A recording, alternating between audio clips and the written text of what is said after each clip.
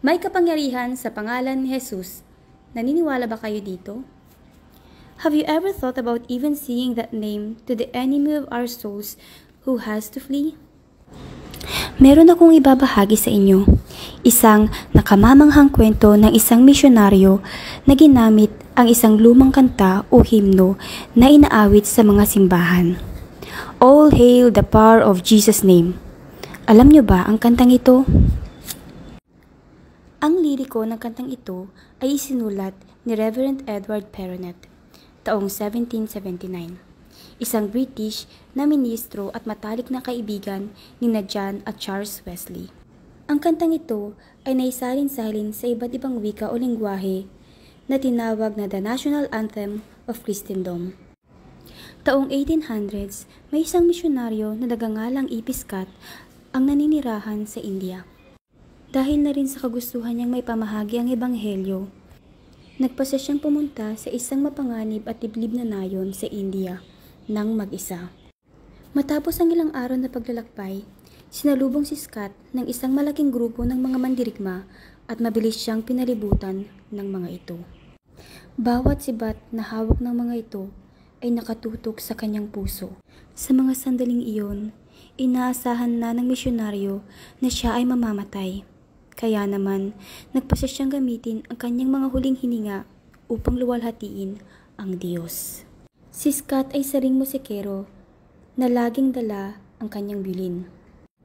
Kaya't mabilis niyang inilabas ito, ipinikit ang kanyang mga mata at nagsimulang tumugtog at kumanta ng isang himno.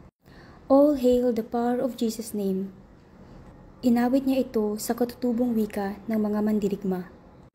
Inaasahan niya na mararamdaman ang paghihirap at sakit ng mga sibat na nakatutok sa kanyang puso anumang segundo. Nakamamangha dahil pagkatapos niyang kantahin ang unang verse, ang pangalawa, ang ikatlo, at ang panghuling verse, napagtanto ni Reverend Scott na nakatayo pa rin siya at ang mga mandirigma sa kanyang paligid ay tahimik. Kaya naman, dahan-dahan niyang iminulat ang kanyang mga mata. Nakita niyang ang mga sibat ng mga ito ay nakababa na.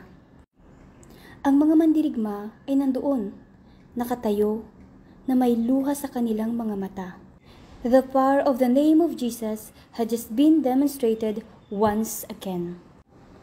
Dahil dito, inibitahan ng mga mandirigma si Reverend Scott na manatili sa kanila at nanirahan siya doon ng mahigit 2 taon.